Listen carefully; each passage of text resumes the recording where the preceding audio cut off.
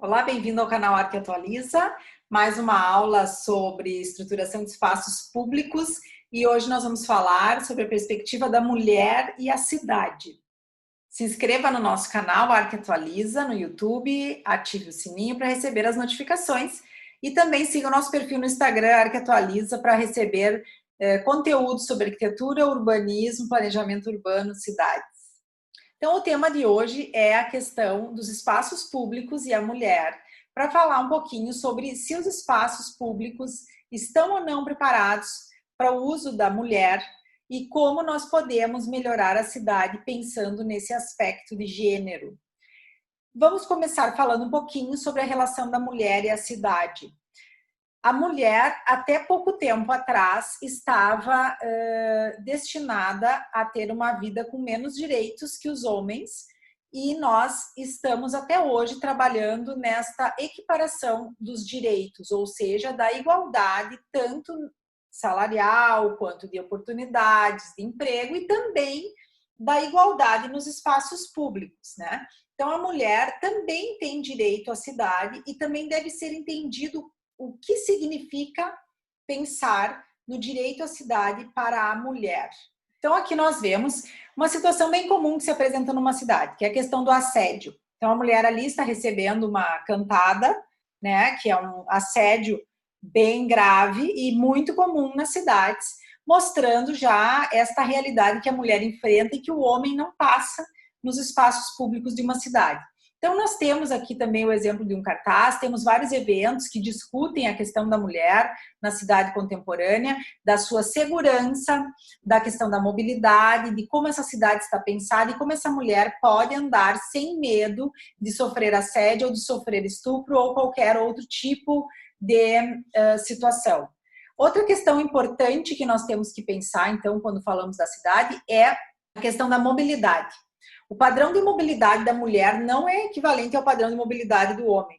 E isso não é uma questão de machismo, nem de feminismo, nem de preconceito. São pesquisas que mostram que normalmente a maioria dos homens faz menos viagens por dia. Ele sai de casa, vai para o trabalho, eventualmente passa no mercado ou em algum outro lugar e volta para casa. Então, o número de viagens dentro da cidade que o homem faz é menor que o da mulher. Normalmente, nas famílias, a mulher, além de trabalhar, tem a responsabilidade sobre levar os filhos para a escola, fazer mercado, fazer compras, ir ao médico, hospital, enfim, farmácia, e ela acaba fazendo muito mais viagens durante o dia do que o homem.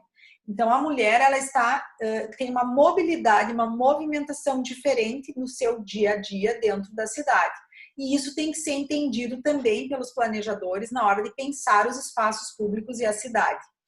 Muitas vezes as mulheres não andam sozinhas, pelo menos por um período de suas vidas, as mulheres ou andam com os bebês, né, ou andam com crianças, e neste momento ela tem algumas necessidades que são diferentes do indivíduo que vai sozinho na sua plenitude.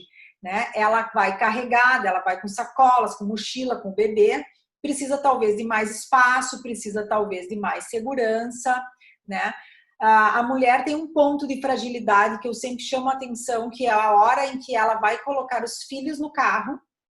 Quem já passou por isso sabe do que eu estou falando, porque a gente fica de costas, numa situação vulnerável, prendendo a criança na cadeirinha, né? Então, esse é um momento em que a mulher se sente com medo. E ser mulher em cidades que não trazem segurança é um aspecto bem importante, porque a mulher não tem aquela independência, aquela fluidez, aquela liberdade de viver a cidade que um cidadão homem teria. Né? Então, o aspecto da noite, do circular na cidade à noite, que é outro aspecto bem relevante a ser considerado, em virtude de que os assaltos, assédios sexuais acontecem mais à noite.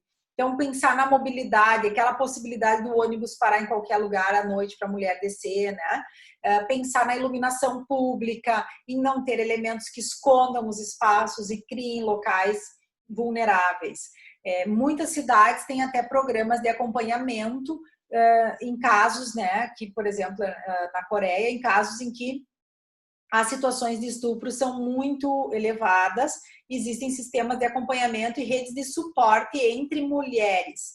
A ONU tem o seu projeto He4She, que é Eles por Elas, em que, na verdade, a ideia é os homens que estão empoderados, que estão ainda nessa nossa sociedade masculina patriarcal, que eles olhem pelas mulheres que são um elo frágil na sociedade e que precisam ter mais liberdade na cidade, mais segurança para poder também se desenvolver plenamente. Aqui é um exemplo de um parque em que manifestantes colocaram cartazes, né? Se você for mulher, não venha à noite. Esse parque é um lugar seguro se você não for mulher. Então, como as mulheres podem frequentar os parques em determinados horários se elas podem ter medo do assédio? Como que as mulheres podem frequentar o parque com as crianças se muitas vezes não tem estrutura para o carrinho ou para trocar o filho no banheiro? Como que os homens podem levar as crianças aos parques se muitas vezes não tem estrutura para eles levarem o filho ao banheiro, que é o banheiro familiar? Então, quando a gente fala em cidade para mulher, também tem que olhar a perspectiva de que a mulher pode estar trabalhando e o marido é que vai cuidar das crianças. E os espaços públicos também têm que estar preparados para receber este homem com a criança. São Paulo tem esta cartilha muito legal, né, que mulheres na cidade, então são materiais que a internet vem oferecendo e que também podem ser encontrados. Quiserem saber mais, podem me mandar mensagens sobre como preparar a cidade para as mulheres, né? O próprio metrô de São Paulo tem uma campanha bem expressiva, liderada por uma mulher, porque a mulher também tem que ter a oportunidade de saber onde ela pode ser acolhida em caso de assédio, né? Onde ela pode procurar ajuda. Então, as redes de bares, a gente tem visto muito a questão da violência doméstica, que também é um aspecto a gente considerar, né? De que formas a mulher pode pedir ajuda sem se expor. Então, quando formos projetar uma cidade para mulheres, nós temos que levar em consideração esse aspecto do assédio, que é bastante importante, evitar mobiliário e vegetação que permita que as pessoas se escondam para, por exemplo, ficar emboscadas para um assalto.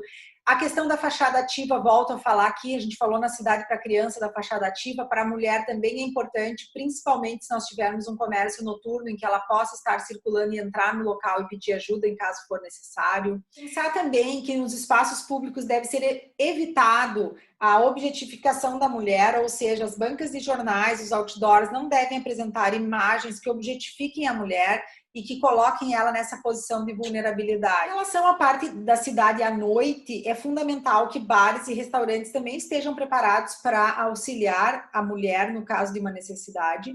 E a iluminação pública é fundamental para que se tenha visuais, né, e que se tenha uma sensação de segurança maior enquanto a gente for circular nessa cidade à noite. Então, pensar uma cidade para mulheres, ela não vai exigir de nós, planejadores, um projeto muito mirabolante ou aspectos muito técnicos. É uma questão de empatia e sensibilidade e de observar como que as mulheres se deslocam e como que a nossa cidade, cada um olhar para a sua cidade e ver como a cidade está se relacionando com as suas mulheres.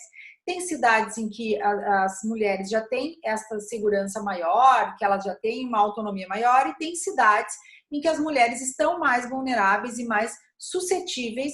Então, o poder público, os planejadores, os arquitetos têm que intervir com soluções mais expressivas. Muito obrigada pela presença nesta aula. Siga o nosso Instagram, Arqueatualiza, e se inscreva no canal. Até mais!